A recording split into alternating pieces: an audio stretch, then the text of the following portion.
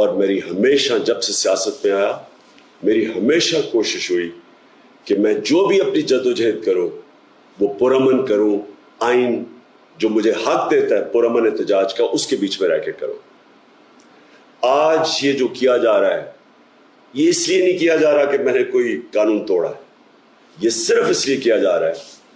کہ یہ چاہتے ہیں کہ میں جو حقیقی آزادی کی تحریک ہے اس سے پیچھے ہٹوں، اور یہ اس لیے کیا جا رہا ہے کہ یہ کرپٹ چوروں کا ٹولہ، امپورٹڈ حکومت